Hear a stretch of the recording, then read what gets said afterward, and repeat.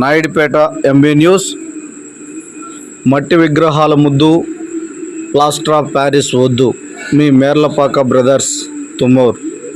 ఆంధ్ర రాష్ట్ర ప్రజలకు మరియు సూలూరుపేట నియోజకవర్గ ప్రజలకు వినాయక చవితి శుభాకాంక్షలు.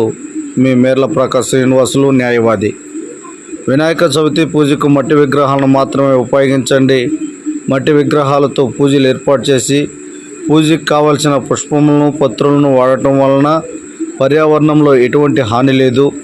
మట్టి విగ్రహాన్ని నిమగ్నం చేసిన విగ్రహంతో కూడిన పత్రులను నీటిలో కలిపిన జలవనరులు ఏమీ కలుషితం కావు. ఎందుకనగా మనం పూజకు కావలసిన పత్రుల్లో మనం వాడే మారేడు మరియు ఉత్తరేణి వంటి మొక్కలు నీటిలో ఔషధ గుణాలు కలిగి ఉన్నాయి. కావున వీటి నుండి కాలుష్యాన్ని కాపాడుతుంది. ప్లాస్టర్ ఆఫ్ ప్యారిస్ విగ్రహాలకు ఉపయోగించరాదు. ప్లాస్టర్ ఆఫ్ ప్యారిస్ ఎలా తయారవుతుందో తెలుసా? జిప్సమును 120 డిగ్రీల నుండి 180 డిగ్రీల సెంటీగ్రేడ్ వద్ద వేడి చేస్తే ప్లాస్టర్ ఆఫ్ ప్యారిస్ తయారవుతుంది.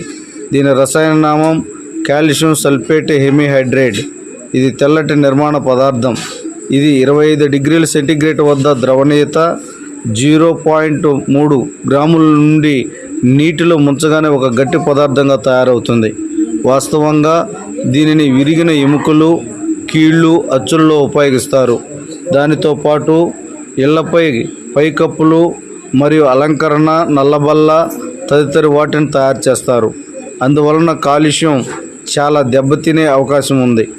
కావున ప్రజలు గమనించి మట్టి విగ్రహాన్ని నిమగ్నం చేసుకునే విధంగా ప్రజలు మరియు అధికారులు చర్యలు తీసుకోవాలని కోరుకుంటున్నాం. ఇట్లు మీ మేర్లపాక బ్రదర్స్, తుమ్మూరు.